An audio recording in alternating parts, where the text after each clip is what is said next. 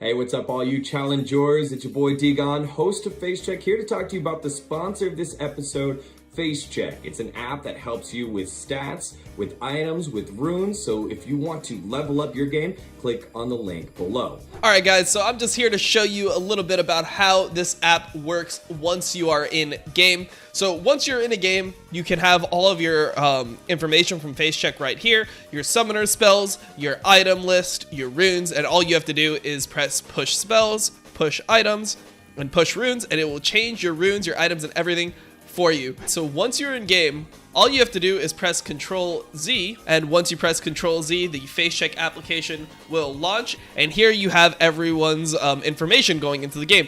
So it'll show you things like what rank people are, as well as what runes and summoners they have going into the game. Also, their last build that they did once they played the champion. So this is going to be useful information to try to give yourself the best advantage to win all of your solo queue games. All right. Thank you, everybody, for hopping on in and joining us for the Monday edition of Facecheck. We're talking winners bracket playoffs. We're going to the losers bracket now, and also kicking things off with Loco with a quick chat with the CEO of Dignitas as our tweet of the week. Loco's like, what? Who did I chat with? I was like, quick chat. I was like, what are we going to talk about? How did my tweet not make tweet of the week? What the fuck? Me flaming Dignitas? Come on. That was, I mean, you're there. I could just take that whole thread, just pick one. I saw Wicked come out of nowhere. I was like, what? I guess their fucking CEO is trying to like damage control regarding like the guaranteed contract, and Dom's there just like, let me play top. I'll do it for half the salary. Yeah, I'm just flaming him. I'm like, you can't ignore me, motherfucker. Like, for a while, my tweet did better than their tweet. I had more likes on my tweet than their initial tweet of releasing Huni. What did they? Like, people like flame more than like actual like roster moves and things like that. What did they do to? Here it is. Let's just kick things off with said tweet of the week right here. Pow. Normally I'd ask how the guys are doing, but I know how they're doing because Dignitas tweeted that. Both of them hopped on it and got a ton of traction here. Dignitas tweeting out 2 days ago, Dignitas has allowed Huni to explore other opportunities in advance of the LCS summer split. Everybody farming up all the reactions here. Dom, get your bingo cards out. Basically saying we should see other people. That's the LCS version of that. Allowed to explore other opportunities. It means like we're done. Like I want you out of my team, but in a very, very nice way. Mm-hmm. I mean, so Dom coming in with I can run it down for half that salary if you're looking for a top laner. Tiger's hopping in. Mateus hopping in. Where's Wicked's? Wicked's was there. Loco, I don't know why yours was so. No, because mine's a separate tweet. Oh, was it? I tweeted He quote tweeted it. Yeah. I was like, why did I have to go to your place to find it? There I got DM from 3 separate people telling me that it was a non-guaranteed, or his contract is non-guaranteed when I tweeted that. Yes. Really? Well, so Jacob Wolf is just wrong, or what? So that's what did Jacob Wolf say? So no, here's a really weird thing for me.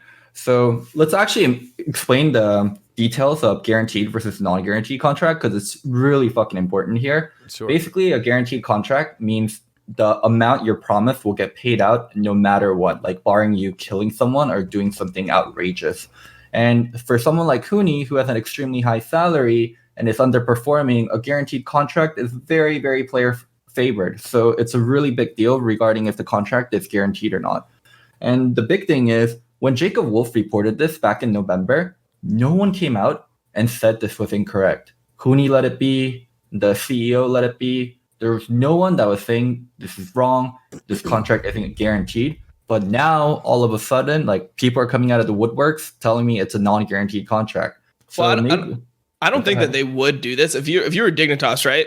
I don't think that if it was a guaranteed contract, you would like potentially even replace him. You would just like take the L on Huni and then try to like look at other potential roster moves. So I guess that the fact that they are like looking to replace him like plays into the idea of like, I guess it must not be guaranteed, or else like I can't see a team. Like I know that these teams are always operating at a loss, etc. I can't see a team being willing to operate at like a 1 point fucking like what is he going to get for a split, for like one split, probably like around 500, 600K based on his contract, right? So like they're gonna operate at a 1.7 million dollar like loss. They're just gonna throw away that amount of money over the like that is the fucking that's how much Golden Guardians as a team gets fucking paid. So like like how can you operate at that much of a loss? Well, I don't know. Also, in traditional sports, there's a lot of teams do that where one dude's getting paid by one or two other franchises because they messed up and he does not fit. And but at the time of signing, they fit well. Part of it was being guaranteed. So this could be a catastrophic failure. Actually, what's worse, the fact that it was they're backtracking and trying to fix it and say, oh, it wasn't actually guaranteed, or having a guaranteed contract and then cutting him a quarter of the way through.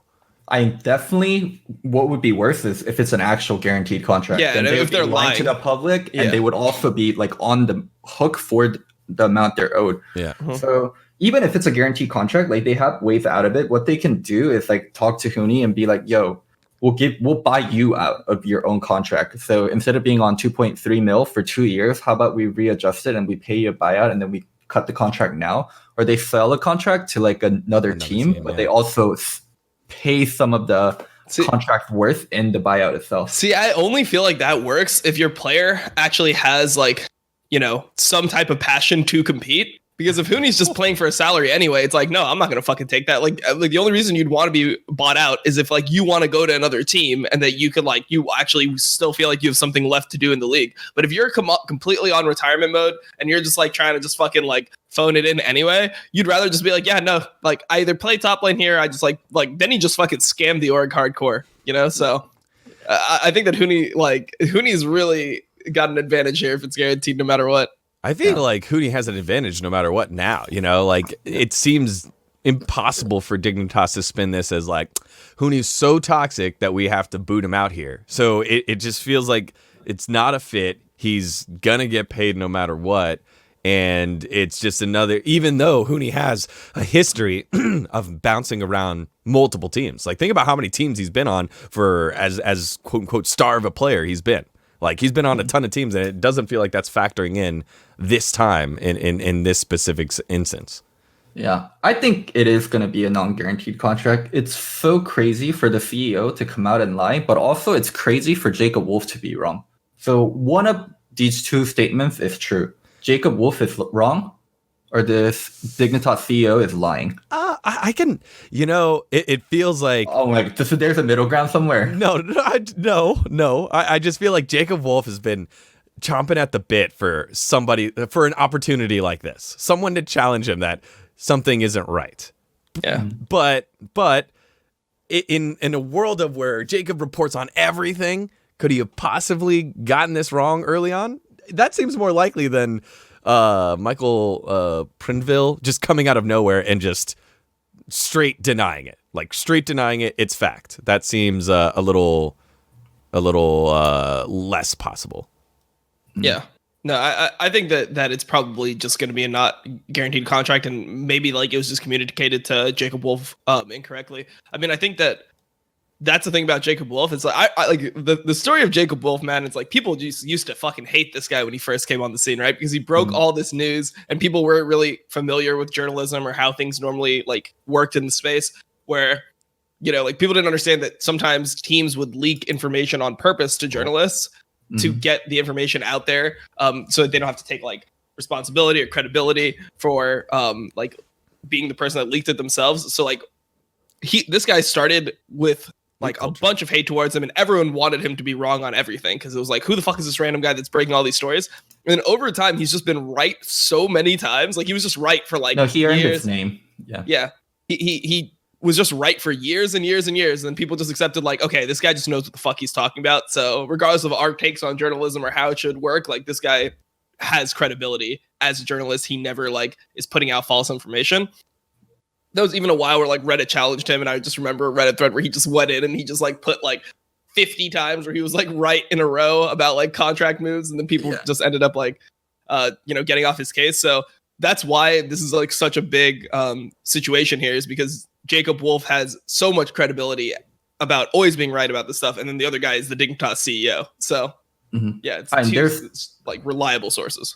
There's other journalists that have been credible and that has like leaked things properly, but Jacob Wolf is like so crystal clean. For him to be wrong, you have to go way fucking back, like way fucking back when he like first started reporting. I guess when he wasn't as connected or he wasn't as doing his due diligence. So yeah, for like I would say last 5 years, Jacob Wolf has just been right. Yeah. So I guess we'll see how the Dignitas Huni contract and kind of Michael Prindeville and Jacob Wolf situation plays out here as we move through the playoffs. But that was just the side story. The big story, obviously, were the matches themselves. We had finally Cloud9 playing against what supposedly was going to be the tougher team, the number 3 ranked team, and EG and FlyQuest, which I thought was a fascinating series for multiple different reasons, from gameplay to online play, substitutions, champ pools. I feel like that was a series that had a lot, even though it was just 3-1. The pause, there was so much in it. Let's hit with the Cloud9 100 Thieves one first, because I feel like this is going to be a shorter segment. Actually, this segment will probably be longer than the series. Cloud9 sweeping up 100 Thieves. They looked like the Cloud9 we knew, and 100 Thieves looked terrible on multiple different fronts, from draft to execution to how they were, their strategy, who they were playing through. Guys, thoughts on this series from the 100 Thieves perspective? Oh man. So before the series even started, I thought it would be the worst matchup by far. Yep. I think 100 Thieves is the slowest team in LCS, along with Immortals. They just have better players. Like both Immortals and 100 Thieves do almost nothing in the early game. If anything, it's just someday doing something in the early game that's like 100 Thieves early game win condition, and they're straight drafting for late game. And C9 is the fastest team in LCS. So whenever I watch 100 Thieves, I'm like, this works in North America, but if they played any kind of international team, they would get blown out. And C9 is the team we have closest to an international team. So yeah, I thought the matchup was giga doomed. Yeah, I mean, I think the reasoning for that I see is like the reason why 100 Thieves is such a bad early game team is they have a really weak mid jungle. Like the two people that have been performing, like obviously Stun's had times where he's inted, etc. But bot lane has been still a point of like strength for 100 Thieves. Like Cody Sun has been really good for most of the split. I think Cody Sun actually got like all pro third team. So he's been like their late game carry, and some days been able to like do stuff on his own solo. But mid jungle has been a huge weakness. And when I watch Cloud9, their bot lane is really, really like insanely good. But the biggest strength of Cloud9, the reason why I feel like they win almost every game, is because their mid and jungle is so fucking proficient. And it's always like Blabber and Niski getting an advantage. And Niski is just the best roaming mid lane in the league. Like he'll just win his lane and he'll show up to every fucking fight. Like as soon as there's action on the map, he's normally moving before anyone else. So I think that right there is like the main reason why it's such a stylistic mismatch, and why Cloud9 opted into taking 100 Thieves. You know, like a lot of people were surprised about the pick because FlyQuest was obviously the 4th seed and 100 Thieves was the 3rd seed, and Cloud9 got the pick between the 3rd and the 4th seed, and they picked to play against the 3rd seed. And I think the reason is because of this. When you're playing against really, really weak mid jungle, and you're playing like as a team that plays hard in the early game, it gives you such a massive advantage in order to like snowball these games. And even in the time where like Blabber like kind of like inted in game 3, it just doesn't matter because like Niski is always just so active on the map. You know, like suddenly Cloud9's behind, and then 3 minutes later Niski is just 5-0 with the Soul Stealer on Zoe, and it's like, okay, what the fuck happened in this game? Like I swear to God, like I swear they were losing not that long ago. So I mean, it's just a stylistic horrible mismatch, combined with the fact that the players that needed to step up for 100 Thieves, because you're going to get shit on mid jungle regardless here, just had bad series. Like Someday just played fucking terrible this series. Like getting killed on GP versus Ornn. Yes, that's not acceptable. And you're supposed to be like the lane dominant player, and he literally just walked into the Ornn like pillar and gets just one shot by, and it was like, what the fuck is this? Like who expected Someday to die like that? Like he's been the best laning top laner this split by far. Like it wasn't even close, this split, really. You know, maybe Broken Blade on his best games could compete with Someday's laning, but Someday had just been solo killing people left and right. I think he was 3rd in the league for solo kills so far this split. And then just to see like a death like that, and Licorice has not been very good in lane, right? Like Licorice has had laning problems, and then he's been an insane flanker later on in the game. So as soon as I saw that death, like, if you go back to my coach room, I'm just like, yeah, this series is fucking doomed. Like, if this shit is happening in the series, like, you need someday to just, like, bend over Licorice, and you need, like, him to be drawing pressure and, like, 1v2ing, 1v3. Like, you need to see some crazy shit out of this guy. And if someday is just getting fucked, like, nah, that series is done. Dude, he probably felt the weight of what's going on. Like, your team is getting demolished in the early game. So sometimes you overcompensate for things when you feel like, holy fuck, if I just play normal, there's no way we win this game. Like, I have to be insane. Like, I have to look for solo kills. I have to look for trades that I normally don't look for, because that's the only thing I can chalk it up as. I viewed it a little differently before going into the match. I remember us having like a discussion regarding who we think is better. I thought Licorice was better than Someday, and Licorice just hasn't been getting resourced. But yeah, Someday did not look like Someday during regular season. He looked like someone else. And for me, that's just him overcompensating for what's going on around the map. Yeah, I mean, there was some plays that are just completely inexcusable, right? Like the one where he was playing Aatrox in game 2, and then he just invaded the Kindred at Golems, like when the Kindred's full health, and he's trying to like 1v3 there, when his jungler is bot side doing the enemy Gromp. Like, there's no way you can rationalize that play and be like, yeah, no, that's an angle, that's a solo kill angle. The Kindred has flash, the Kindred is full health, Kindred is hard to hit with Aatrox Qs because it has a dash every 2 fucking seconds. Like, there's no way that play is a high value play that can work multiple times. Clearly, like, he just misestimated the amount of Kindred healing, like with passive, with kiting camps, because Kindred stays full life in the jungle because of Talisman, combined with the fact that you can kite the camp so well, and the wolf slows the units that you're on. So it's just kind of like Graves, where you're a range jungler that just doesn't take any damage and you actually heal off your camps. So I assume that he just thought, oh man, if Kindred does golems here, Kindred's going to be low. And then when he sees Kindred at full health, he's like, oh, I just entered the game. I'm a Shinshin. And then he just fucking lost. So, I mean, that was pretty much like, that was pretty much like game in game 2. Game 3, I feel like they were just so far defeated mentally, because they must just feel like they're having such a bad series. Like, they got shit stomped in the first 2 games. So how can you go into game 3 with a positive mental after seeing all that stuff? Dude, Zoe is just too insane of a champion when there's skill difference in mid lane. And also the big thing with Zoe is she's pretty much an RNG generator in the early game. If you get a lot of the star pop-ups, her W on the minion, it's priority. If you don't get it, sometimes it's not priority. But I feel like Niski, it feels like he's always getting lucky with summoner proc so easily. Yeah, he's pretty lucky with the W, man. I don't know how the fuck he's so good at Zoe. It's actually such an insane RNG though. Like, when you get it early, you get lane priority instantly. You just use summoner, the other person has to back up, you get movement speed, like whatever summoner you get the W damage, and it just works out so well for C9 every single time. You know, I was remembering the one game that they played versus FlyQuest where he was playing Zoe, where he RNG'd a Redemption and then a Chilling Smite. Gets Redemption, gets the wave push, then gets a Chilling Smite and goes and smites the enemy. Yeah, this guy is the luckiest man alive. I don't understand, man. Like, I'm sure like he would have been fine even without like the luck, but it just seems so apparent in that matchup. Yeah, I don't know. It's pretty rough. Also, like, the draft is fucking terrible. Yes, like, so that's what I wanted to get to. Like, why is Syndra being first picked here over and over again? Because they are stupid. The person that is doing their draft prep is not an intelligent human being. If you do any type of prep, you can tell. I gotta defend Tony. I don't know if it's Tony. I assume that it's not Tony. Yes, that's the thing. It's like Tony. Tony's the head coach. So Tony's 1, not in control of his team, or 2, like he is in control of his team. I remember Papa talking about picking up coaches. He's like, Tony's someone like I trust, and Tony's someone I can just give the team to and be okay. And I still would imagine it's that way. He brought the team all the way to playoffs. Like, oh my god, don't let this season be another split up, like Tony getting buff up. I'm gonna ask you 2 questions. All right. Okay. What is Ryoma's best champion? LeBlanc. What is his second best champion? Second best. Syndra. Nope. Zoe. Zoe? Yeah. What's the only time Ryoma looked good the entire split? Oh, when he was playing Zoe. Like, dude, you gotta remember, this guy was playing LeBlanc and Syndra got solo killed 3 times by Bjergsen in the game. Like, this is not a fucking, like, he is not a fucking, like LeBlanc player. Maybe you could agree, you could argue that he's better at LeBlanc, but because they decided to ban it, whatever. Mm-hmm. He is a Zoe player. He is a Zoe player. Niski's a Zoe player. Niski doesn't play fucking Syndra. What's Niski's best champion? It's like Zoe by fucking far. Like, far. It's like 40-0 KDA in playoffs far. Like, this shit is nuts.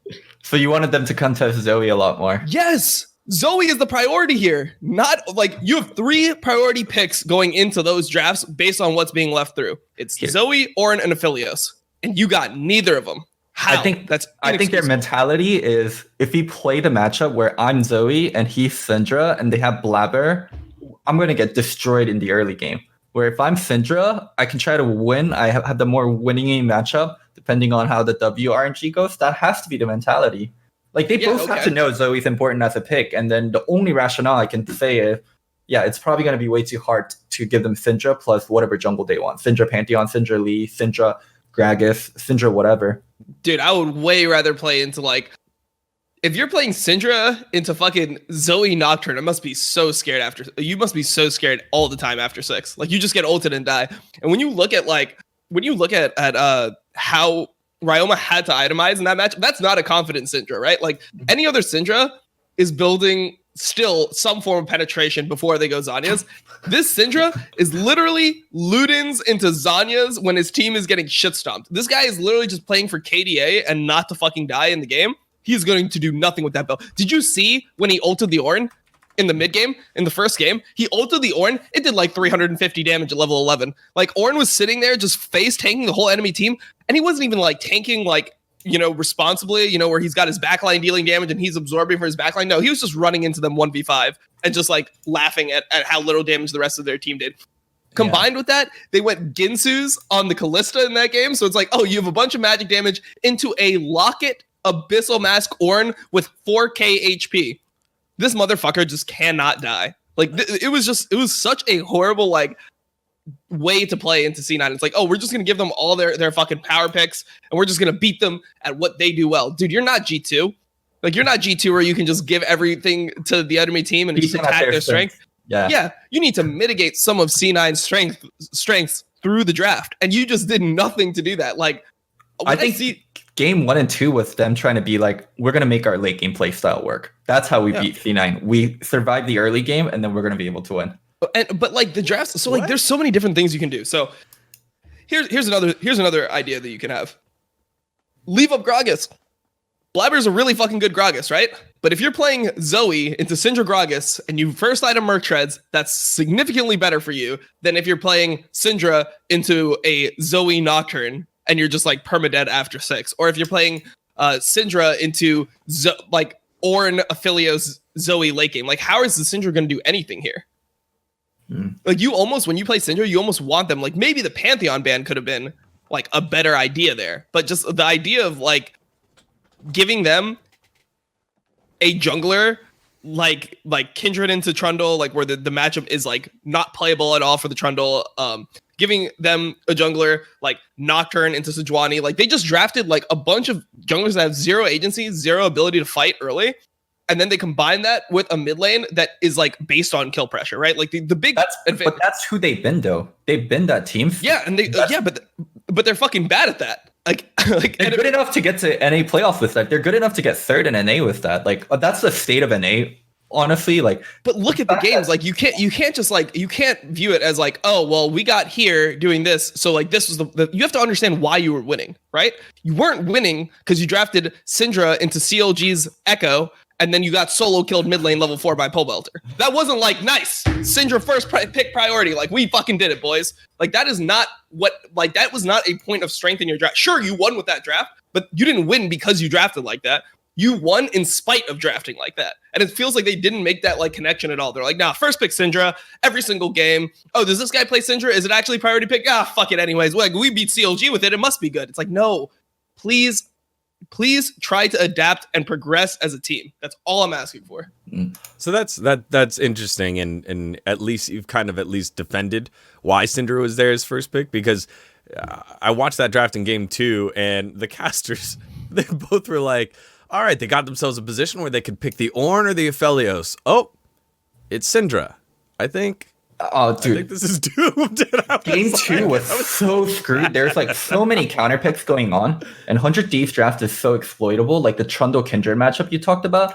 But also, we got Bard into Braum. Normally, the matchup we get to NA is you pick Braum, I'm gonna counter with Tom Kench. Like that's the normal counter, but we're getting stuff like Bard actually. So yeah, just 100 Thieves is getting fucked upside down by C9, but it's exactly what we expected. Yeah, but they're like getting the reason why, like, they're gonna get fucked either way, right? Like, I'm not gonna lie. Like, going into the series, it was an easy 3-0 prediction, right? Like, you just go 3-0, and it didn't need to be this brutal of a 3-0. I thought it would be so stompy. I thought the first few games has to be stompy. 100 Thieves are gonna double down on what they think works for them, which is playing late game. The only part I thought was weird was Someday getting Someday getting butt blasted was a weird part for me, but everything else was completely expected. Like, you have to do things in the draft that make sense. Like, you have to kind of go into the draft and be like, what does the ideal draft for us and to them look like, right? So, like, we're gonna have to give them some things that they're strong. But I like if you have Someday on Aatrox, right, versus Licorice on Ornn, that can make sense, right? I don't think that giving Ornn a Philios is like the end of the world, but you need to have like some type of idea on how you're going to be able to like defeat this type of comp. So if you are doing like the Trundle Aatrox into the Ornn, that makes sense. Then if you're going to be doing that, right, the champion that you want to that you would rather have up is the Gragas, not the Kindred, because obviously they knew about the Kindred coming into the series. They banned it in game 1, so they're aware of the fact that Kindred is the counterpick to Trundle.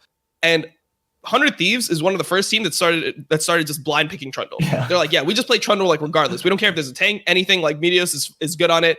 Meteos has been having a rough split. This is one of his best champions. Like, get him on the Trundle, and you have a good. So you should be drafting around like, hey, okay, so if we are gonna draft Trundle, is Trundle into Gragas that unplayable of a matchup? No, it's okay. And if they draft Ornn, let's say you are gonna give them Zoe, like a Philios, right? Like, let's say you're doing that same idea of a draft.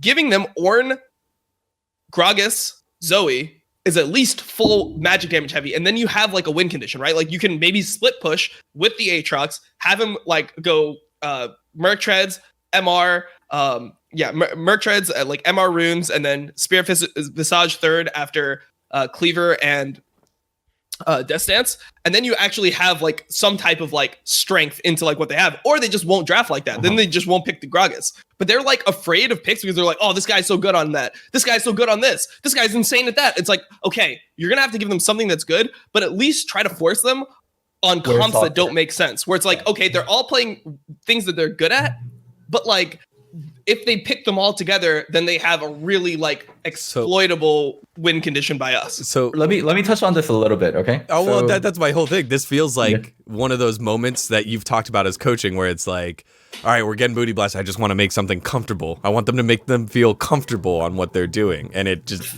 didn't work. So it's something like this, where you see like a kid arguing with his mom at like a supermarket, and then if you're not a parent and you never raised a kid before, you're like, oh my God, why is the mom being so rude to the child? Like, if I had a kid, I would treat my kid with love. I would never yell at him at a supermarket. And then you have a kid yourself, and then you look at the mom like yelling at the kid, and you're like, holy shit, that poor lady, what did that demon child do to you? Like, if you work with players and you coach before, you realize like you go through these scenarios, and especially as like the losing team or the team that's like losing draft and the team without the more tools, you're just like, okay, we're fucked if you do this. If we're fucked if you do this. Like, you just don't get any options. It's not that I disagree with you.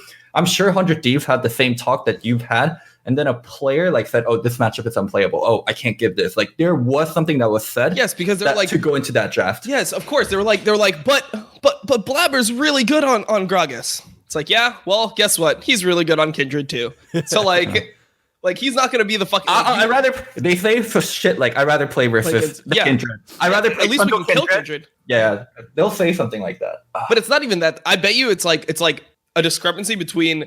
I don't think that it's Meteos being like, I would rather play Trundle into Kindred than Trundle into Gragas. I swear it's like the laners. Like, it's like Ryoma being like, yeah, I mean, like how am I supposed to live if they have fucking Gragas plus like Kiana? How do I live? Like, how do I play? I'll talk about something more positive. I think I think Blabber and Nifty are the new high Meteos in terms of like, they're the spiritual successors, because High was the one that always roamed. High was the one that like didn't. Bro, I'm not feeling this analogy. I can't see any correlation between how Meteos used to play and how Blabber plays. And Meteos used to get a lot of farm. Blabber's getting a lot of the farm, and they both used to be on C9. You don't see it. I see it. High roam, Whiskey roam. I see it. Meteos farm, Blabber farm. That actually wasn't. I don't think Blabber's like a farm jungler. I think girlfriend. I think that they're I think they play different. I think that they're like a mid. They're not jungle. they're not exactly the same, but there is like spiritual connections for both of them being on C9. I mean, if you say so, man. I just You don't think so? Like I see what he means. Like Meteos was the one that was garnering most of the farm, and Hai would give up his resources in the mid lane to go help another lane and be behind, but be successful in those other ganks. But I don't think like it's like Blabber farming. I think Blabber is like such an invade focused jungler as like compared to Meteos, who is like a very like farm centric jungler and like would only make like very calculated, like clearly positive plays. He was like low risk, high reward type player. Where I think like Blabber is like high risk, higher reward type player. Like where he's just going for like the super valuable plays.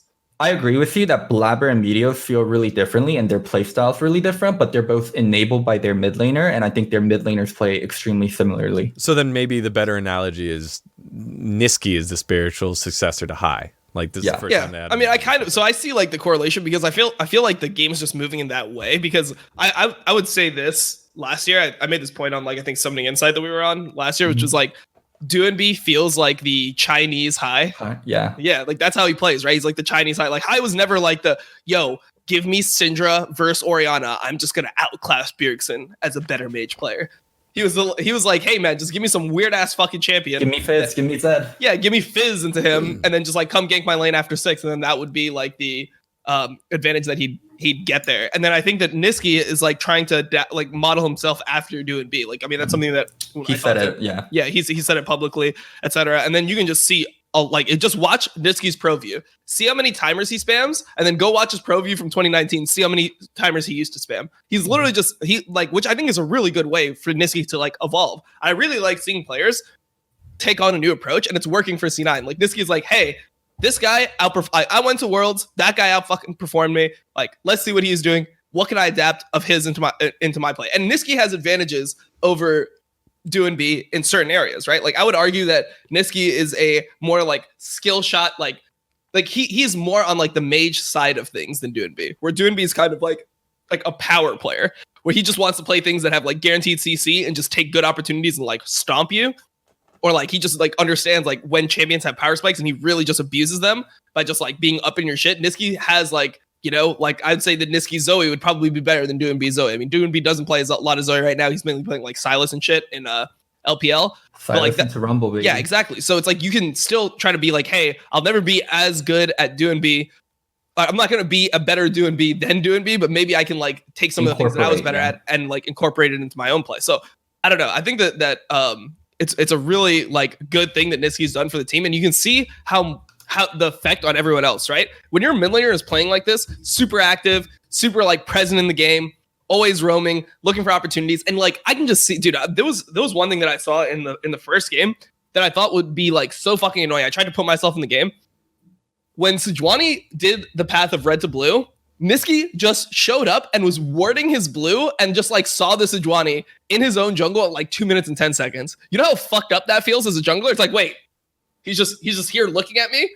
Like, he's just allowed to do this? He's just staring at me when I'm fucking doing my buff? Like, fuck this guy. Like, this is annoying as hell. That puts so much pressure on the game. Like, it's just like a lot of laners don't use that freedom. They're not like, oh, I pushed the first wave and now I'm just up in your shit, you know? So I really like the way that he plays, and you can see how the way that he plays enables the rest of his team to really shine. Yeah. So before this split started, I was having dinner with a C9 coaching staff member, and then he was telling me about, I'm not going to say who it was, but he was telling me about how Doinby would be the okay, split. so Reaper. And he told me Doinby would be a top level tier carry. And I was like, yeah, sure. And then he's like, no. Like, Duanbi, you mean Niski? No, Niski. Yeah. The way he plays is going to be completely different. And I'm like, I hear this a lot whenever teams boot camp, like, oh man, this player is going to be completely different. This player is like changed. Like he's going to be a different person. And he actually wasn't bullshitting. Like Niski is a different person after what happened in boot camp and after like the work they did with him. The person I want to credit is Rapidstar. From what I heard, Rapidstar worked a lot with Niski one-on-one. That was kind of his thing. Because a lot of the time we just give all the credit to Reaper and we're like, oh, Reaper C9, Jack and C9. But there's other coaches on C9 that are pretty good and that do their job well. West Rice, Rapidstar. So yeah, like they're there doing their jobs too. Well, you just named all the coaches, so respect. And that's how I want to close out this segment here, just because did we learn anything new about Cloud9 in this series? Like, we're discovering things about them, but was that new? This is just more of like, hey, we're figuring out how they work, but they didn't show anything, did they? They showed that they're like really serious about the championship, at least to me. You know, like before, you could tell that there was like in the last few weeks they're playing like a lot of like weird picks and stuff, and you knew they were gonna come with like the heat again in playoffs. But I didn't know if they were gonna be able to, because it's kind of like always scary when a team just fucks around for like 2 or 3 weeks, like how good they are. Kind of like with G2 at the end of last split, I felt like the same way. And you know, G2 when they went into playoffs in summer, they didn't look as good as they looked, for example, like when they were at MSI. They looked like they had actually lost a step from trolling so much. Like the Garen top, the kha'zix top, like they're playing Annie top, Soraka top. They were just playing everything top lane, right? Right. And they're doing like a bunch of weird drafts. And it was unsure, like when they came to playoffs, they had just some weird drafts that ended up like really failing. Like they had like a Pyke Mordekaiser game into the Yuumi. It was like a Garen Yuumi game that they played into, and they picked like Pyke Mordekaiser and just got shit on by Fnatic. And they just didn't look, they looked like they had lost a step. But C9 looked like they were able to like turn it right back on immediately. Like they just looked as dominant as they looked at the beginning of the split. I think when they played in the playoffs. I think that has to do with like kind of the thirst for the championship. Like nobody on C9 has won a championship in NA. Mm-hmm. It's like when you're with a really hot girl and you haven't been with like a hot girl before, and like you just really, really want to have sex with them because they're so hot. Wait, is that the analogy? And I was trying to follow you there, Luca. It's like you're a single mother. But the part is that you're single. G2 like won so much, or like G2 won MSI and then they're going into summer. So yeah, and they've already been with a hot girl, so it's like who cares about this next hot girl? Like all girls are hot. Like you've been with one, you've been with them all type shit, right? The bingo space has already been filled. We got it. My bad. I'm just trying to follow him here, man. We're a talk show, you know, I'm trying to have synergy with my co-host. My bad. But yeah, C9, they haven't won anything, so they're so thirsty for it. Like the season almost got canceled. It's the first split, they're doing well. So yeah, they have to be giga serious. They have to be. We're not going to give anyone an inch. They're getting with this hot girl. All right. Move on to the next series. We just let's get our ducks in order. Thieves, not the hot girl. Cloud9 moving closer towards the LCS championship. The other series that we had, Evil Geniuses and FlyQuest. Obviously, this was the 2-4 matchup because Cloud9 predicted that 100 Thieves would be a lot worse of a team in terms of that matchup. At least we'll give them a little credit. And this series was pretty cool. A tale of two top lanes, Solo and Viper. Viper getting the start, and in the game 1 loss, getting a lot of plaudits. And game 2 looked weak. They put in Solo, and again, how many times you got to free Solo before you figure out this is the path that you need to go to? Yep. And they look like a completely different team. I think it was Jat said it best. It feels like they play differently. It might have been Mark. They play differently when Solo's in compared to when Viper's in. Like the whole team strategy is different. It's like when Viper's in, you leave Viper on an island to be the punching bag, but when Solo's in, he gets ganks, he gets resources, and it turns out well for them. It has everything to do with comms. It has everything to do with Solo talking about what he wants, what he needs, and like how a top laner wants to be played. So Solo actually speaks up. Solo tells the team, hey, this is what I need, this is what I want. Like why it's tale of two top laners in the first game when you see Viper play. Viper's TPing bot. The TP bot, yeah, exactly. Yeah, that's and Viper's giving. Viper's a giving tree. Solo is a taking tree. He's asking for level 2 ganks. He's asking for tree, man. It's a tree that takes. It's a tree that asks for level 2 gank. It's a tree that asks for re-gank when the flash is on. Dude, Korean trees are different, bro. Like I just don't know about what kind of book did you read? The Taking Tree. There's a giving tree, and then there's a taking tree also. Okay, but yeah. Okay, we were going with Tale of Two Cities. We were going with the Giving Tree. Now we're going with the Taking Tree. Daniel, fucking keep it natural. Do your job. I can't fix that. There's nothing for you're not giving him much to work with. Look, I'll be honest. Daniel, I'm being a good Giving Tree, okay? So, all right. So, yes. So, Giving Tree, Taking Tree, comms being different. Then why, when it looks like they find more success with Solo, do they go back to Viper? What is the benefit? They need the another comms? Carry on the team. Wild Turtle is not a carry. You need 2 carries. No, yes. So they're asking why going with Viper. I think it has to. It's kind of like FlyQuest is a nice team, right? They're like, We played with Viper. We got here with Viper. Solo's evil. Did you see Solo in solo queue? Or the new guy. Oh, Yeah. jeez. Yeah. I think it's that, like, sometimes, like, I can see those plays, like, actually working out. Like, there are two different play styles, right? Like, you already referenced it, but the biggest like example of how Viper wants to play is like he has like the push top, and he was actually doing well in the first game with Aatrox. And I don't think Viper like played horrible this series, right? I don't think that's why they won with Solo and lost with Viper. I don't think that like it's like, oh, Viper was just dog shit as a top laner. Like this was actually Viper playing like pretty well. It's just his playstyle is more like, hey, I have prio top, like I'm TPing bot and I'm like getting Wild Turtle ahead. The thing is, Wild Turtle is not going to carry this team, especially the way FlyQuest plays. They don't play through Wild Turtle. Like Wild Turtle's job in a lot of these situations is like, just don't die and chill, and Ignar is gonna fucking roam the map, and like now we have two junglers, right?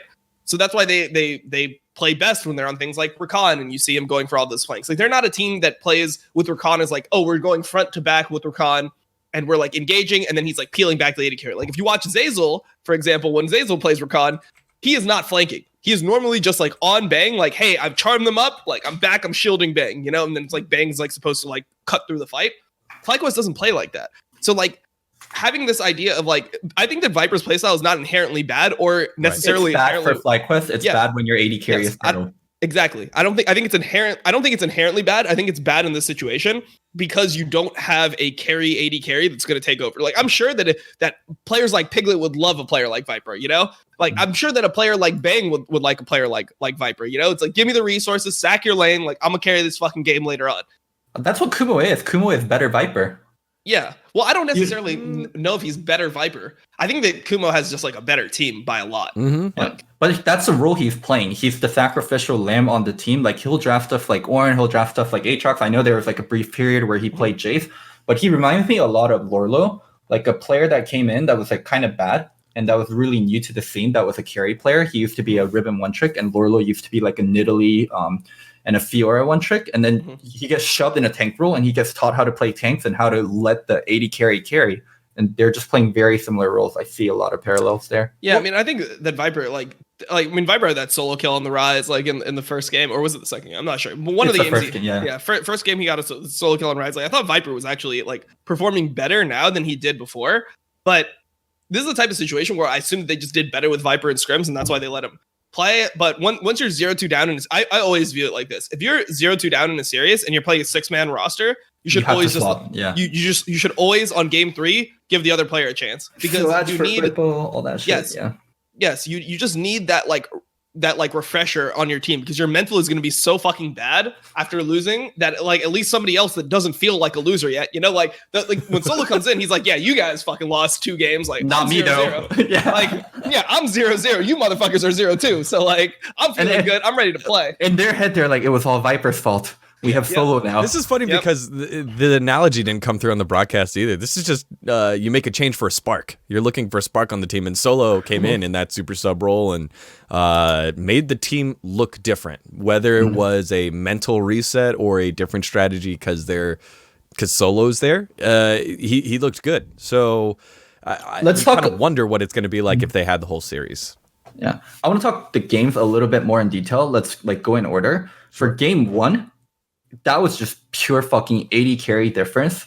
You have EG, who's getting banned in terms of they got the Senna ban and they got the Aphelios ban, and FlyQuest takes Varus early in the draft, and you're playing Kalista Taric, and you're the more effective AD carry. The AD carry gap is so fucking huge in that world. Mm-hmm. And also, EG's game plan is always the same, and it's always so clear whenever they pick Ryze. Ryze on strong side, do everything in our power to play through the Ryze. Like the Aatrox solo kill you were talking about, I think they did the swap to make sure Ryze gets the good matchup when Ryze has 1 item and when Azir has 1 item. It's because they fought when Azir got Nashor's, and that's when Ryze is going to start getting pushed in. They're doing everything to make sure Jizuke is on the strong side, and him getting killed there, like after you're given all that resource, was actually pretty bad. Go ahead. Well, I was going to say Jizuke in this series like died way more than he had been dying. Like he looked like this was not Jizuke's best series, and EG still won, which I think is good. It's good for it's good for the team, because Jizuke doesn't need to fucking play perfect in 1v9 for them to like. It seems like they're starting to just get better as a team at like macro, because they've played with like Jizuke doing the right things for a while. Like you can just tell that his mindset has affected the team. I'm serious. Like even when they started like ending the game, throwing people at the Nexus, like they didn't play the map like that before, right? They're a very like safe team. But I feel like when you play with like a psychopath player like Jizuke, who's just like TPing from like bot lane to top lane, like just taking turrets, like suiciding for kills, suiciding for objectives, things like that. You play with like a suicide player, it's like, oh shit, let's all just fucking suicide, right? Like that's actually a good way to play League of Legends. I like that style. Like I think that sacrificing yourself, like your kill gold is not that important later on in the game, right? Like if you don't have a shutdown, 300 gold and being off the map for 60 seconds to potentially take a turret or push waves, like if you kill a couple waves, they can't even counter push on you. So like playing like constant pressure style, which is kind of similar to how like G2 plays a lot. Playing the map wide, playing all three lanes. Yeah, playing the map wide and then just like playing with pressure in all three lanes and kind of just being like accepting of like, hey, if one guy dies, like if we get pressure in all three lanes, if one guy dies, as long as like Baron isn't up or something, we're going to be able to like actually get something on the other side of the map, and it's going to be a trade. It's not just negative. And then like when you're doing that, you also have the opportunity to outplay, right? So like if Jizuke takes a 1v2, right? And he trades 1-for-1 and they're playing wide like that and he's taking resources, or he's like making the other team invest resources into him, it's just a natural win on the other side of the map. So I feel like the fact that they've like identified that is really good. And then I think the second thing that I learned from the series about EG is like they actually have practice setups, which I was really proud of. Like the Pantheon to League game, even though they fucked it up when they went topside, it wasn't like the cleanest thing in the world. The first 5 minutes was such a like practiced and defined and crisp early game. It's like, okay, we get the push mid, like we have a counter pick bot, we have Set, which is one of the best diving champions, probably the best diving support right now. We have the Kalista, which is like going to get pressure in the early levels, really strong AD carry. And then we have Pantheon Talia, like Pantheon, one of the best diving champions, Talia, one of the best roaming and pushing champions in the early game. And they had a set play and they were able to like generate an advantage off their draft and off their setups. And I feel like that is very, very valuable going into best of fives. Like being able to like have different comps and different drafts and knowing how to execute them, that means that they're actually getting something out of their practice. So I think one thing that happened is that's a very 2019 Worlds play. FPX ran that a lot and G2 ran that a lot. And Clutch Gaming, Demonte actually talked about, hey, whenever in scrims, people set up that proxy play on our bot lane, the game was over. And this EG actually has two staff members from that Clutch Gaming roster. So they have Artemis, who used to be like an assistant coach for Clutch Gaming / Dignitas. And they also have Empire, the head analyst from Clutch Gaming. So these two coaches must have seen that during Worlds, must have known how powerful it was. And I personally think it's them, they brought it. You have winning bot lane, you have winning jungle, you have winning mid lane. You just set up the dive and you set up the proxy on bot lane and you do it over and over again. And if the enemy team messes up once, their bot lane's completely outside of the game because you're crashing in multiple waves. And if they die there, even if you trade 1-for-1 there and then the AD carry is not able to get farm, the next time you set it up, it becomes harder to defend against.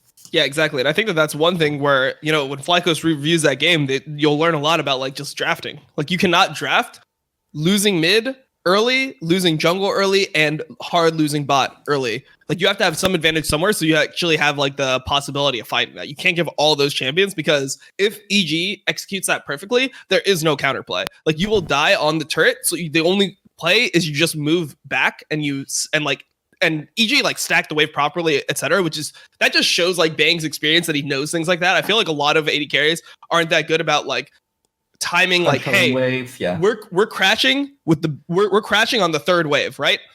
Or like so they know going into the game, it's like okay, slow push the first, slow push the second, and like they know when to trade in the wave, how to CS it. So you have the big wave crash exactly on the timing that Talia and Pantheon are going to be there. Mm-hmm. So yeah, I mean to me, like when I see that, it's just like okay, this type of strategy, like this can work versus like any team. If any team drafts like that, you could be like the best players in the fucking world. That type of advantage is just guaranteed because you just have so many advantages from your draft from the champions that you have on your team. So that to me is like, hey, if EG can develop like that, maybe they could be actually like a decent team in the future. Maybe they could be like a respectable team going into Worlds if they make it there. Yeah.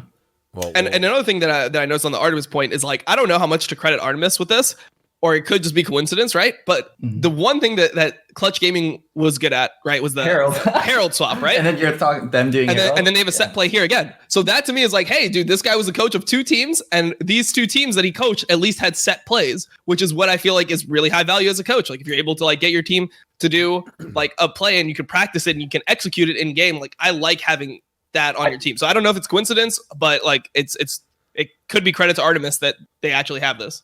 So one thing EG is really good at is getting the most out of their players. And I do agree with you. Like, I think they have a really good coaching staff because they get the most out of Bang. Like all the champions like that Bang plays and that they give him, it makes them so comfortable. It's so fucking different from 100 Thieves days. Like him playing Callista, Aphelios, Senna, like he has a Callista skin. It's one of his most comfortable champions, and they lean into it and they give it to him. And if you look at their draft, they're getting draft edges everywhere. Even back in regular season, they're the team playing Rumble support. They're the team playing set support. They're the team that's going out and looking at other regions, what's working in other regions, and incorporating it into their gameplay. They were playing that weird Tom Kench lane also. Sometimes it doesn't work, but they're making it so that it's really different to draft versus EG. And all the little draft edges really showed in this series overall, where FlyQuest is just very typical NA. Like, let's do the set Xayah Rakan. There's nothing wrong with that draft, but it's so plain, and you have experience versus it. And if both teams are pretty even, then you're just going to get normal results. But when you add in these picks that you haven't played versus before, it gives you an edge. And yeah, more teams need to do what EG is doing. EG is not a comfortable team to play versus. But I think that what EG is doing is actually proper drafting. Like, I don't think the set Xayah Rakan is the problem in those drafts. I think that it's when you have drafts, like if you watch like G2 versus Mad Lions, they also have drafts like that where they draft the set Callista, etc., right? And you just get this situation where it's like, okay, we have like double flex and then like strong pick. So you get all your strong picks and then you fill it in with things that are going to like change the landscape of the game. And the problem with a team like FlyQuest is they don't have anything interesting that shapes the landscape of the game. Like they're like, oh, Riven. I guess Power of Evil's playing Orianna. And Orianna, gotcha, yeah. motherfuckers. Like it's just like, well, I don't care about the Orianna. Like, you know how comfortable it is playing against Orianna. Everyone's played against Orianna the whole time. It's about like being able to complement your strong picks with like, because even if you look at C9's draft, it's like the same type of thing, right? Like their draft in the first 3 is not crazy. Orin Aphelios. Like what? Like that's not, like everyone's played against Orin Aphelios. That's not the thing that makes their drafts interesting. The thing that makes the Cloud9 draft scary is like, the fuck is this Nocturne? Like, we don't play against Nocturne. Shit, like post 6, like I'm scared. Like you need to complement your first 3 with picks that are actually specifically good for the game. And to do that, you need to analyze which players you have are like the players with wide champ pools. Like which are your like scary players that can play everything. And then how do we like get them in situations to take over the game? And I think that's like things that Dignitas, for example, like should have been able to do with Huni. And when they tried to do it with Huni, it just didn't work out. Where they're like, oh man, Ignite, Flash, Lucian, Pantheon, exactly. and Set. That's my counter pick. Yeah, but that's how you end up being a very scary team to draft against. And the thing that makes TSM like potentially have these highs is because they do the same thing with Broken Blade, right? They give Broken Blade the weird pick that you don't expect, like, oh, the KO like, top lane. Yeah, well, the KO top was bad, right? But then they had like they had the Kiana game, the Kiana top, that game that went really well for them. They've had the they do it for BB. I'm just memeing. Yeah. But so they had the Kiana top game that went really well. Like another game that didn't go well, but they ended up doing the same type of draft strategy was like they had the Kennen game into Aatrox. Like you just need to be able to like give the people that actually have wide champion pools the draft resource to like really exploit them, because in general, man, like even if you have these like strong blind pickable champions, even if you get counterpicked, it's not that bad. You can counterpick an Aatrox all you want, bro. It doesn't matter. Like, all right, man, you counterpicked Licorice's Orin with the GP. Oh shit. Oh wait, never mind. He got solo killed. Like it just doesn't, affect the game that much. That's why these champions are blind pickable. Is like you really have to fuck them up too. So there's like an edge. So there's other ways to get draft edges also, which is we don't play the OPs, but we play weird OPs, or we play weird counters into the OPs that only we play, so we can give you OP picks. And I kind of feel like that's been FlyQuest's things, instead of them playing like, oh, we have this strategy that like no one else plays. They're like, we just play Ori Victor really well. It doesn't matter if you get an OP pick. So they were never going to get that kind of draft edge that you wanted because they don't have that player that plays so many different things, so many weird things that they can pull out. Like it's kind of power of evil for them, but his weird things are I play this weird Ziggs, man, we gotcha. Yeah. Like control mages in general are not ever scary. I feel like they're scary later on, but like they're so vanilla. But that's not when things are like scary for you in the game. Like you're never going into a game and you're like, shit, he picked Victor here. Fuck. Like, what do we do? Like, it's just like, all right, man, just like, it's probably going to be pretty weak early. Like, just play your game. Like, those things are not like Orianna, Victor, Ziggs, like all these types of champions. You don't really care. Even like Azir, Corki, these are not terrifying champions. The champions that are like terrifying are the shit that Jizuke plays, like the Echo. It's like, fuck, man, this champion is annoying. Like, oh shit, it just one shot me. Like, why does no one play Silas in NA? I feel like there's so many good Silas angles all the fucking time. Yeah, Silas is so good. I mean, I think that the main problem with Silas is like he has really bad wave clear early on, and you can't like pressure around that. So I don't think that in general NA is that good with playing like with low amounts of wave clear on their team. I think the Golden Guardians will play Silas. You play something like Pantheon Silas, and you still have a lot of kill threat. Mm-hmm. Yeah, you have kill threat. That's how you get by having like shitty early game. Like you be like, I can't push, but if you get near me, I'm gonna fucking murder you. Yeah, but then the counter to that is like you just have the Zoe that RNG to redemption and a smite, and then you lose the game off of it. So, I mean, so is that why we're seeing Jizuke? Why did he go to the Ezreal? That would to me was the big thing that stuck out because it was the first time he had played Ezreal all across competitive. It's specifically into Azir. Yeah. So like Azir counters have been poke champions, so people usually do Xerath, and then there was like weird periods of time where they were doing lethality Varus into Azir. And they're still doing that in LCK, by the way. They are still willing to pick the lethality Varus into. So they'll do Varus Ezreal and then flex, and just whichever one is the better matchup bot lane, they put that bot lane, the other one goes mid. The other thing that you can pick into Azir, and so many other teams are willing to counter pick it, but we don't have that high Azir priority, so we don't really have that high counter pick into Azir priority, right? So in other regions, like I've seen drafts from SKT where they first pick overall out of the whole draft Azir. They ban LeBlanc, first pick Azir. Like they don't give a fuck about any, like, or an affiliate, all that shit. No. First pick Azir. And then into the Azir, people play a lot of the counters. People are like, oh, it's a Kassadin angle.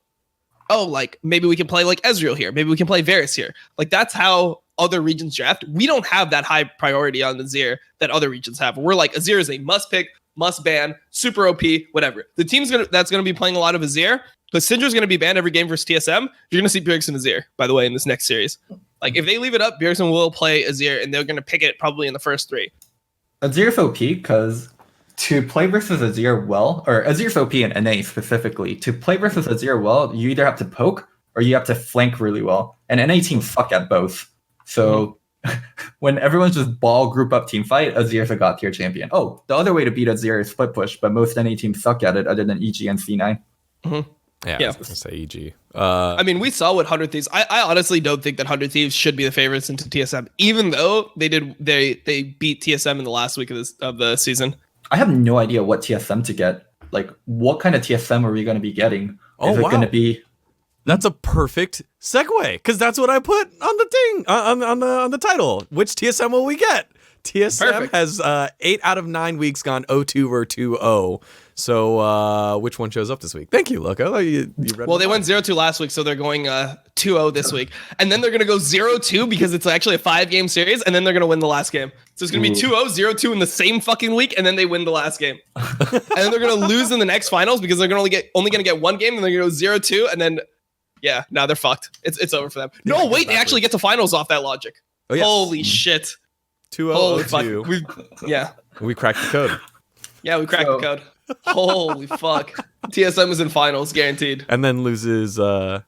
That's how that works. Then they lose 3-2 in the final series. But I mean, they get 2 games off Cloud9 and everyone's like, holy shit, TSM's back.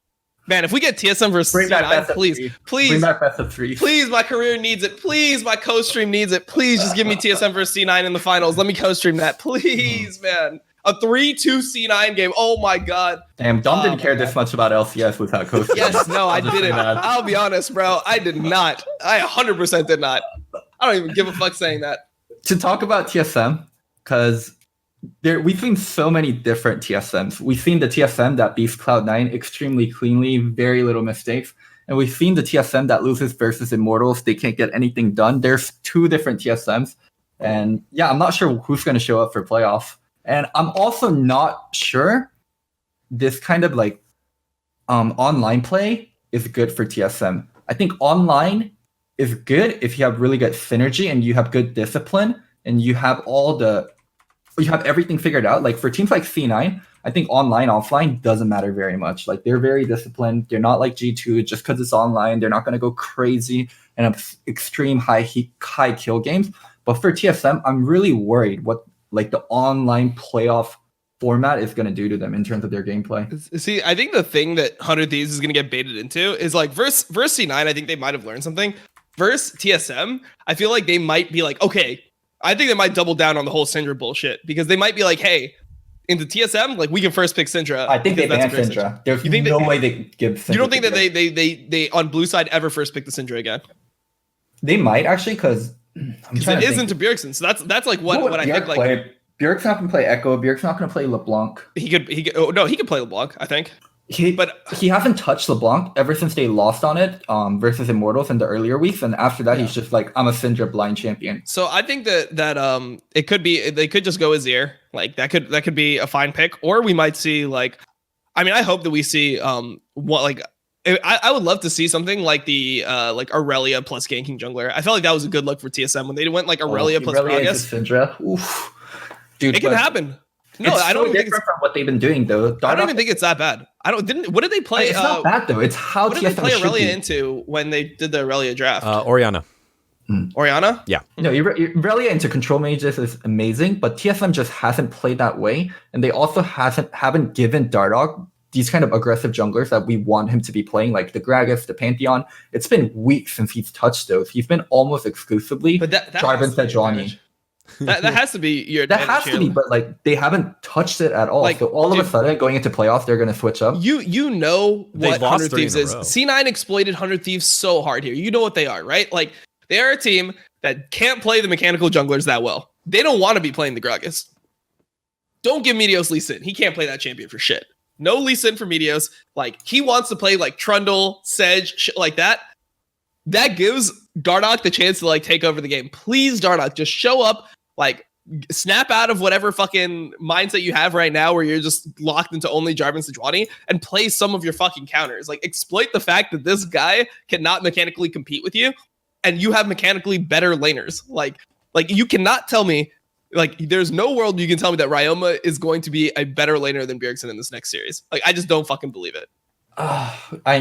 It'd be a completely different TSM then. It's the TSM that we haven't been seeing. So I'm not sure. I mean, they played like that during the season. It's not like they haven't done that at all this season. Like they did win a game versus C9 where they were just like, where Dardoch had a great game on Jarvan. They pulled out the Zillion and they just like stopped the game. They had set on BB.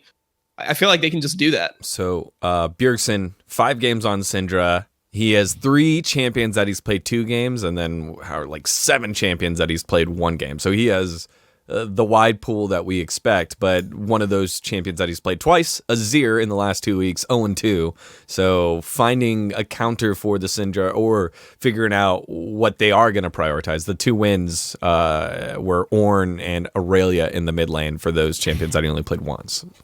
He has nothing that he was undefeated on other than Syndra that he's played more than once. Yes. I'm really worried if they don't do the switch up that we're discussing. If they just stay like the normal TSM where Bjergsen's on control mage, then he doesn't get much of an... Like that's the thing. They can win, but they don't get much of an edge on 100 Thieves if they do that way. They're playing through a Broken Blade versus Someday, one of the best top laners. Like that style is probably the worst look that TSM can have versus I just think Thieves. that versus 100 Thieves, you just have such a better mid laner. Like TSM has to like... If TSM's going to win the series, like, their bot lane doesn't really do shit. 100 Thieves bot lane doesn't really do shit. Like, they just all, like, farm down there. It's like, whatever. Like, just ignore that shit. It's probably not going to win or lose you the game. Sorry, Kabe and Cody. Yeah, it's true, though. They both just farm. They're AFK. They're literally just AFK players. And it's like, hell, maybe late game you'll do something. Oh, never mind, you got one. They're both good at team fights. Both Kabe and Cody are good in team fights. So Kabe's been, like, hit or miss in team fights. You know, it's so weird because all these 80 carries that go to TSM, like, Sven looks so good in team fights on C9, right? In TSM, he died first every team fight, like 95% of the time. It was just like, okay, Sven's gonna carry that. Never mind, he's dead. Like that's how every single like fucking team fight started. Yeah, and then Kabi's the same way, where it's just like, oh, you just got one shot. All right, well, shit, that's unlucky. I don't know what it is about TSM that just lets these guys fucking die first, no matter what. Man, what if the water?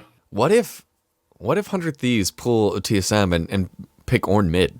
Ornn mid into the Syndra, because we saw that, when Ryoma's Syndra played against Ornn. It wasn't Ornn I am mid, not scared of Ryoma. Ryoma has like just such a not scary Syndra, man. Like there's certain Syndras where it's like, oh my god, he hits every stun. Like it's a targeted ability. It's a 1300 range targeted ability. That's how Bjergsen Syndra looks, right? Like Bjergsen, I think, is the best Syndra in NA still. Yeah. I think that just has to be a fact at this point. He wins every single game that he gets it. His fucking win rate on the champion is insane. He hits every stun. Ryoma can't hit stuns when the person is like 300 range away from him. Like he just misses like random stuns. He's like, fuck, I just missed another one. Like it looks like scary. Like I don't trust the Syndra.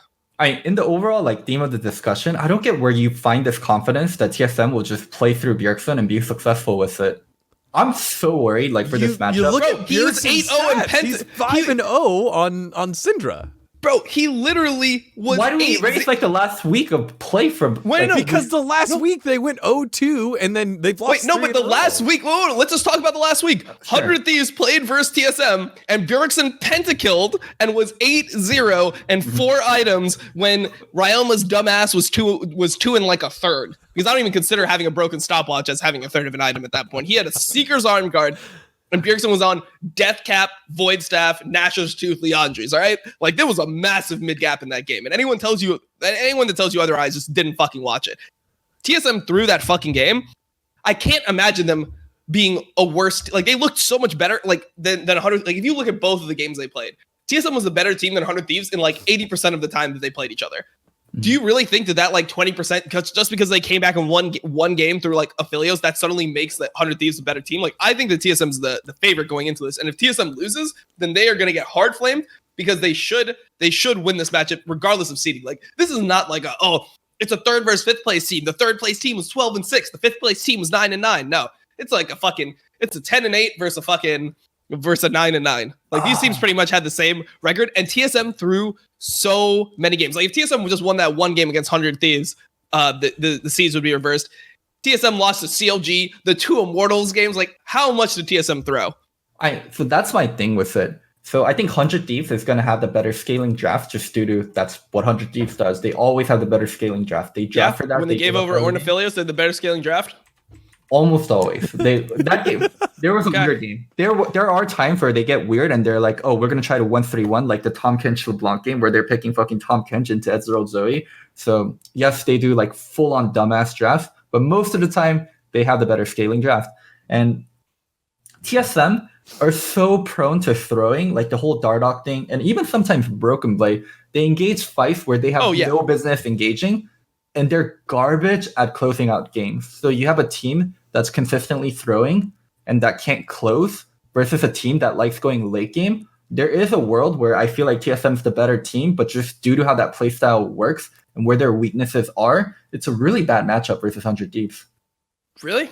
I don't think so. You don't think so? This is so I don't think so because I think that both bot lanes are stable. I think Broken Blade and some days like a flip who's going to play better on the day. I don't think that some days just outclassing Broken Blade. And then I think that TSM just has better mid jungle.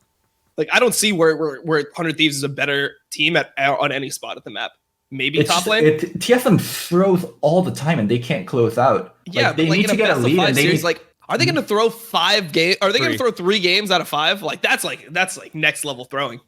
Yeah, they've been consistently throwing. So I'm worried. I'm worried for the whole online play. I'm worried. And this is also like a defeat. Like 100 Thieves, like they're still fucking recovering, bro. Yeah. Like you can tell. I'm telling you, what they play tomorrow, right? They play on Tuesday or Wednesday. Yeah, I think Tuesday. Let me look. Actually, okay. If they play tomorrow, bro, they're still sore from the ass pounding that they got on Sunday. That's all I'm saying. Yeah. They're still going to be sore.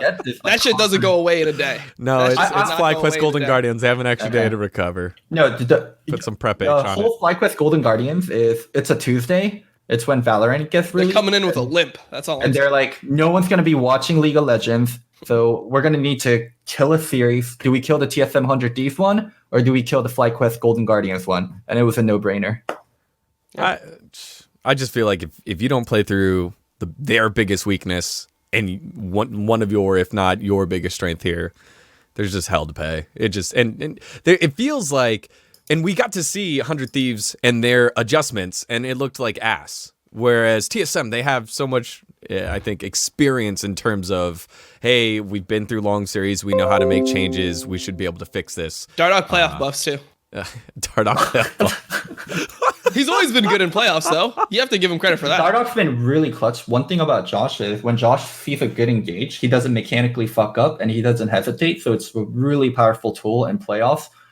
I'm just worried for TSM. Like, people are calling me a TSM hater. I'm a TSM homer. I love it when TSM wins, and TSM is by far my favorite team. Is no other TSM fan worried going into this series? Like, is no one like, holy fuck, 100 Thieves, the late game team? I'm worried. I'm worried because everyone sucks in NA. Like, it's just like they're not a team where I would like bank on. You know, I'm not. But I'm just saying like they should win. And if they don't win, then I get to play them. It's a win-win for me.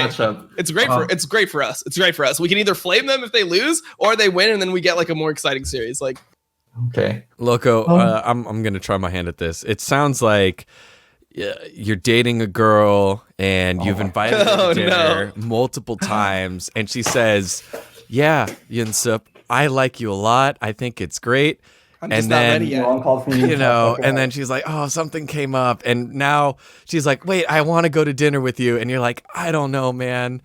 I don't know. I feel this hesitation. You've been burned one too many times by that." Dude, if a girl hesitates on me, I make second plans immediately. Never let her be the first option at that point. Yeah, but anyways, go ahead. Yeah, but TSM, it doesn't sound like you're making TSM second plans right now. So I don't know. I have to make TSM second plans, dude. They are not a consistent team. They don't show up where it matters. All right, so you picking 100 Thieves? That's also fucking troll. Picking 100 Thieves.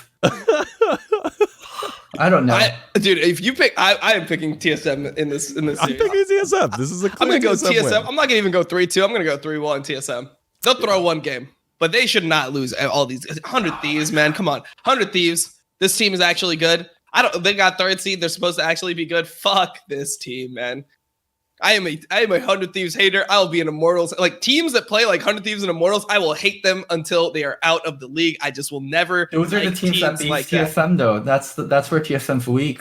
All these late game teams that do nothing and watch TSM throw. They're still bad. I hate teams that do nothing and then just hope to win through lane. This is 100 Thieves and Immortals are such NA teams. You know, they are. Like, when you look at EG, you see the hint of Korea in there, right? You have the hint of Korea. You have the setups. You have the setups, the game plans, right? You have the 131 from Jizuke. You got the little Italian flavor, right? Like, you got him like the ooh, mamma mia, I'm in the side lane. Like, you got that shit.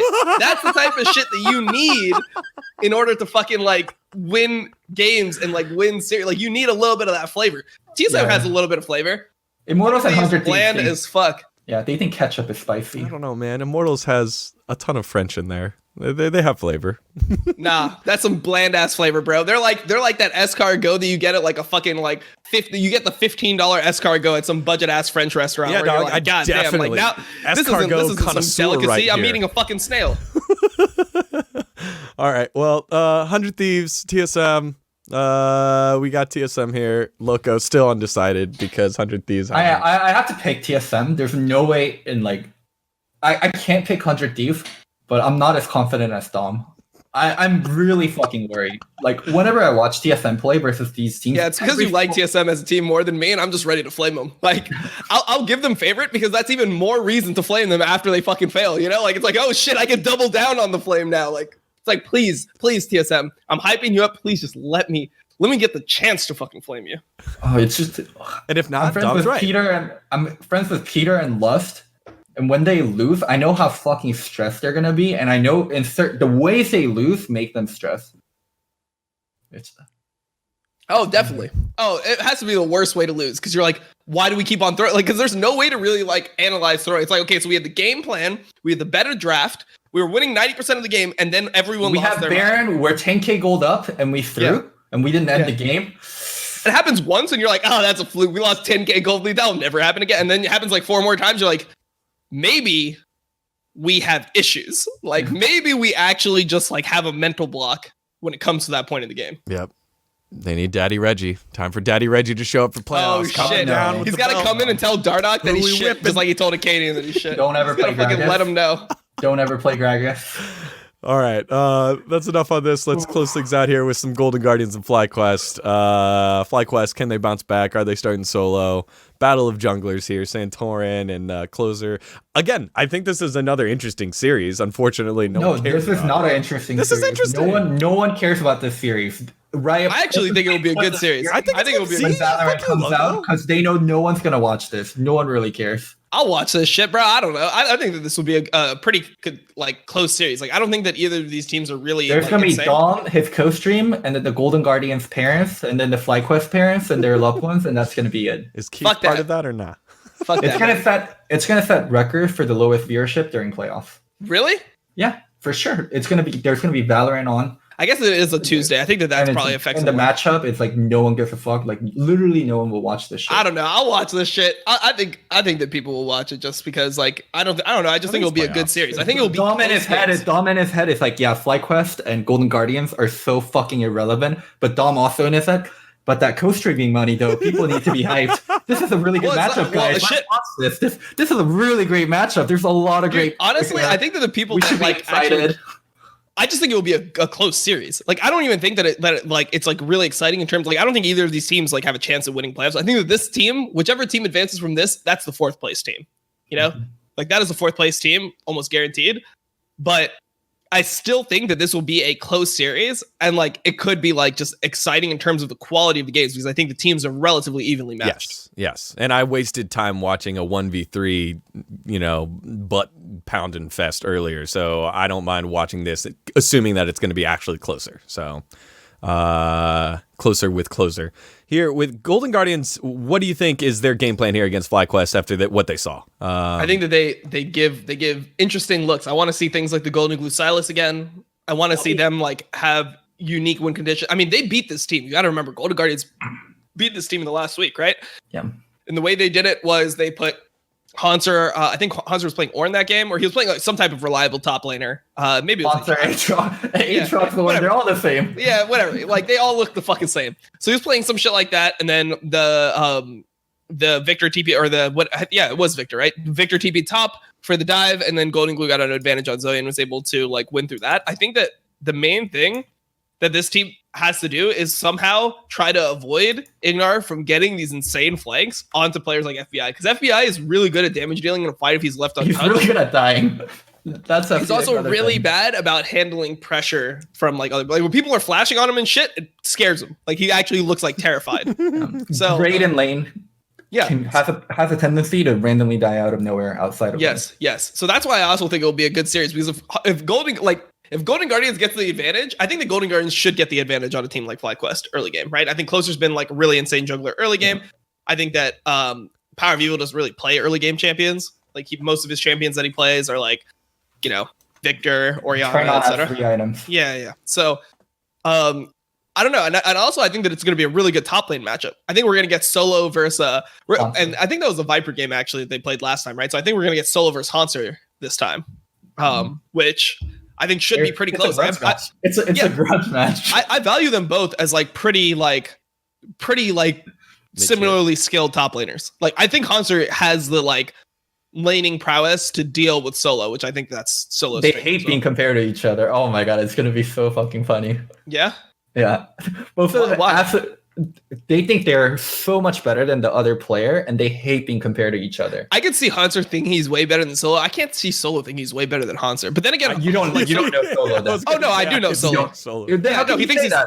well, because like What do you think? Hanser's What do you think Solo's perspective on Hanser is, and where Hanser's success came from? What do I you think his- that he probably thinks that it's like, oh, like I could have done the same thing on TSM. Yes, exactly. What the fuck? You know, right? I mean, you know exactly how he thinks. How can you say It's not him saying that. Because- That's 100% him. Because I think that like Believing that. Hanser's won so much that like deep down Solo has to like respect him at least. Like, and also like they're No, pretty- he can rationalize it. If I had Bjergsen on my team, if I had Double Lift on my team, that's the easiest rationalization ever. If I have Yeah, Bjergsen and no, Double you're, Lift, I can. no, you're right. say. Solo's a piece of shit. Fuck Solo. I agree. I was like, why are you defending You got me. him? You got me. You got me. No, Solo's, I Solo's love- just fucking delusional. I agree.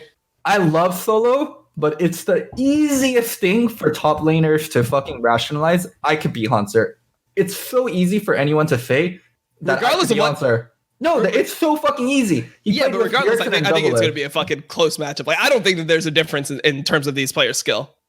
I'm pretty sure Kumo thinks the same too. I'm sure Kumo and Viper thinks the same. If I played with Bjergsen and Double Lift during that era, I could have won too. I mean, if he thought of that, then yes, that's what he would think. But I don't think he thinks like that. I literally think it's a Solo and Haunter ego thing, and they've thought that way about each other.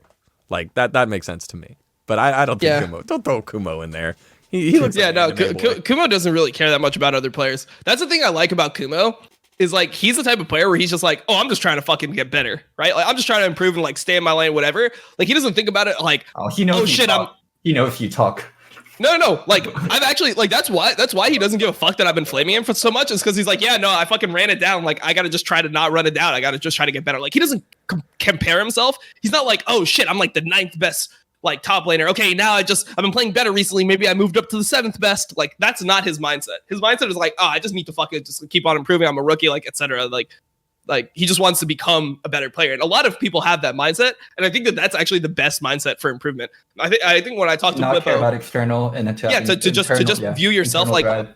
Yeah, like I don't think that Kumo would be like if EG replaced him somehow with like a better top laner, right? And he was just watching a better top laner play. I don't think that he would be like oh shit, well it's just fucking over for me. Like he doesn't have that defeatist mindset. He's more like, all right, like I can be better than this guy one day. I just gotta like fucking work on my shit. Which is that right there is like, okay, that's why you've seen Kumo improve, because most players that had the split that Kumo would have, you would see them just like become worse and worse, right? Because it's like, oh shit, we got shit on. I had some bad games. Let's try just not to get shit on anymore, right? But he's just been like, okay, what do I need to do to my team to improve? And he just views it like in that context because he feels like secure in his abilities as a player. So, yeah, I think that's just something I wanted to highlight about him specifically. So I don't think that he views it as like, I would have won during this mindset too. Like he thinks he can probably be really good. Like I'm sure that Kumo probably still thinks that he can be like the best top laner in the league, even though it probably won't happen. If I had to guess. So, final thoughts regarding like the Golden Guardian FlyQuest thing.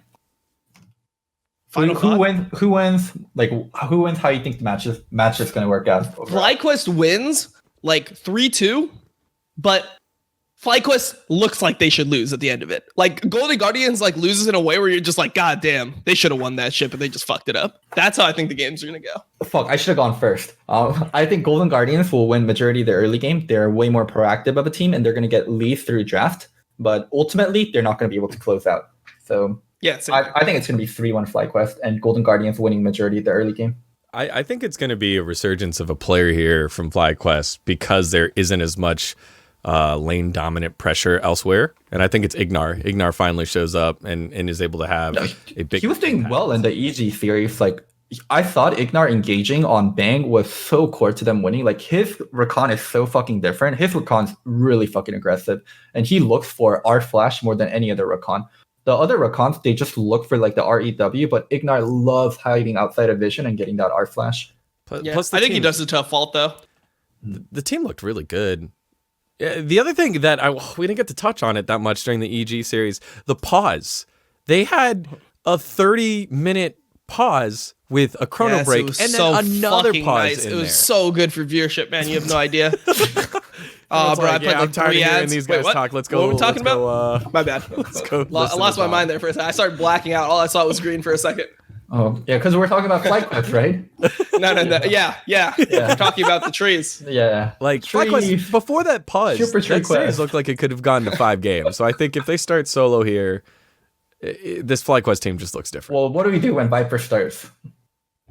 Viper's not... Dude, then you just like... Then we check the FlyQuest coaching staff family tree and Viper's family tree, and we see if there's any connections there. Yep.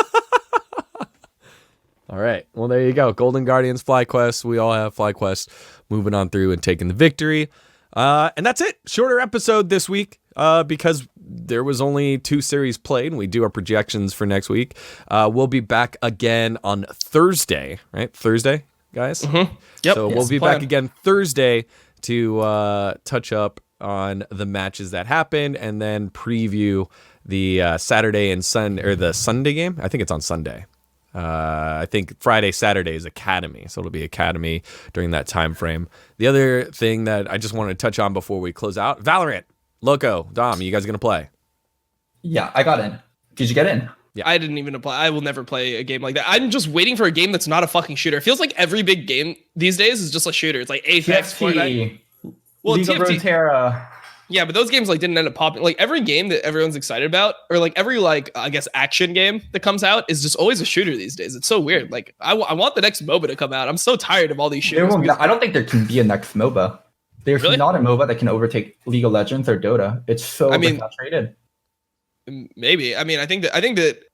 I'm sure that that's what people felt originally about League of Legends. They're like, yeah, Dota will always just be like the biggest one. But the thing is, like, League slid in as a free-to-play and as very friendly graphics, so younger people and girls want to play it. And then they saturated the market. Now there's like no space for people to slide in. I mean, I think it just depends on the quality of the game. Like, if like League released like League of Legends 2 or something that was like slightly different, had like maybe some like different like objectives or something in there, so it wasn't just Dragon and Baron and like Rift Herald, they added like things to it. I think that there is still like a market for like MOBAs. I think MOBA players like are kind of looking for something new at this point because League of Legends is there for so long. But even like something else, like I don't even care. Like there could be other games that are in that genre. What about an RTS game? Like what about Warcraft 4 or something like that? So I just feel like those types of games like they're what we grew up with, but the thing is, RTS is so fucking cold and so fucking rough to you. When you lose in an RTS, there's one person you blame, and there's one person you can realistically blame, and that's yourself. Cheese, like Protoss, like fucking photo rush, like you can argue and talk about all that, but ultimately, like you lose because yourself. So there's a lot of discouragement. What about an MMO or something? Like I don't know, man. I'm just so tired. Or like I really liked. I mean, it obviously failed, but I really liked. I think if Battlerite if Battlerite was free to play, I think it had a chance. Like because if Battlerite one day came out before Battlerite, it was called something else. It was called Bloodline Champions. Bloodline Champions. If it came out as Battlerite and it had that graphic and it was free to play and it was really welcoming, I actually think it could have been a thing. Yes, exactly. The angle I think was so fucking bad. Obviously, right now, it looks like there's nothing possible to be made besides for a shooter that could pop off. I just think that that's just because of like what's been happening. And I think it's the easiest to make a good shooter. I just think if somebody has a good enough idea, like there could be a different game that would be, that could be interesting. I don't know. I'm just so tired. Like I didn't grow up playing shooters. Like I never liked them. Like as a kid, like I grew up playing Warcraft 3. I grew up playing, I grew up playing Dota. I grew up playing StarCraft. I grew up playing World of Warcraft. Like those were the games that appealed to me. And I would just love to see a game that wasn't a shooter come out because I just don't find like shooters enjoyable. Like I don't like the way that they played. That's like why I never played them as a kid. Mm-hmm. Also the other thing about shooters and the other thing about players in general, like our generation, it's split into two regarding keyboard control and mouse control. This is actually like a really big game theory thing where there's games that really rely heavily on keyboard control, like WASD, and then like moving around with your keyboard, like doing things with your keyboard and not as intense on mouse control. And then there's like the mouse control games, like most notably the FPS games, like FPS Diablo mouse 3, control that was is another one. That was another so one. fucking important. Diablo And 2. For people that don't like FPS, they just grew up mostly on keyboard control games and they like the more strategy. They like less heavy on like being extremely accurate on the mouse. Well, it just doesn't like, I guess I like more of like the mental games just personally. Like I think that that's just more interesting for me. Like that's why I never ended up like I tried playing CS with my friends and stuff as a kid. I just never found like those games appealing because I don't like the skill curve. Like I like having a knowledge and skill curve rather than just a skill curve. Whereas like in CS, obviously there's strategy that goes into the game. Like at the highest level, there's a ton of strategy that goes into like setups and things like that, and like where to smoke, like where, like what angles to hold, all that stuff. Like I understand this. Yes, I have managing the economy, everything like that.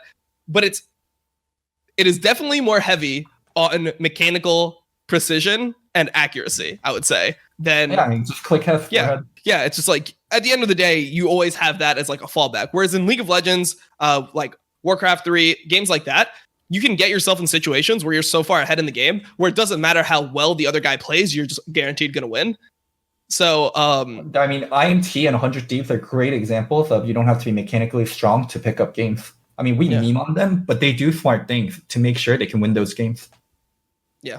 So, yeah, I don't know. I personally just don't. I never like. Maybe it will be that like at some point I'll just be like, okay, I got to just like train my like aiming and all that stuff because this is the only type of game that we're gonna get for the near future. But for me, it's just tiring. Like I'm just missing like I'm missing like the old games that came out. I really liked like when, you know, MMOs came out and they were hyped. I missed when like MMOs, like, RTS, like the yeah, games we I love grew up those with, games. they're both dead. Like the last big MMO was WoW, and I don't think we're ever gonna get an MMO that's gonna eclipse WoW for such a fucking long What, time. you don't think if League made an MMO, it would have like insane? If League made an player MMO, base. The thing about it'd be MMO massive. is like It would be the massive. amount of people that is required to make an MMO and the repeatable gameplay versus like League of Legends, like an inherently like competitive game that is always repeatable. The resource to kind of like the resource you input and the output you get in terms of game and in terms of like hours of playtime that's available for people is completely different. That makes sense. I understand that.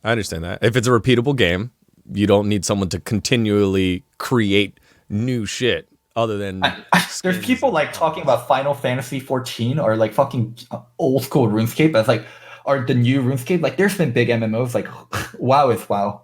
WoW is like king of MMOs first. It will be for like the near future. That's true. Yeah. All right. I mean, Well, I guess I don't know. For me at least, like my whole point is that I think that there are rooms for more genres that maybe not have, like, I don't think that we're just stuck with the genres that we have right now for the rest of gaming history. I'm sure that there'll be something else that will catch on at some point that is a new thing that we haven't ever thought of.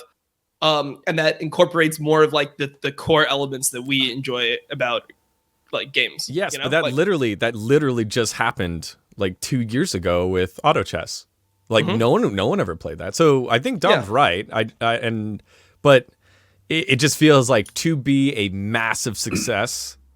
I think it's the easy way. I think it's the easy way. Just make a shooting game, make a battle royale, like just make something that, you know, anyone can pick up and win at. But I mean, I just hope that there's something else that can apply like the skill sets that I like, because I feel like there is value in that other people Play more have. card Like, games, Dom. I do play card games, but card games, like I like the combination of card games with, I like a level of mechanical like intensity to the games, but I like it more like being like spell based, and like I like the more like thinking games, like where it's like, how are you gonna like order your spells, how are you gonna like play a situation, like etc., instead of just kind of like the like fucking hide in a place and then shoot him like type shit. You should see if there's a way that you can create that within Animal Crossing. You could be the most deadliest Animal Crossing player ever. Whether it's manipulating the market or some sort of sub game within there. It already has a massive player base. Yeah. All right. So that's about it. Send us your bingo cards. Send us your bingo cards on how much we checked off.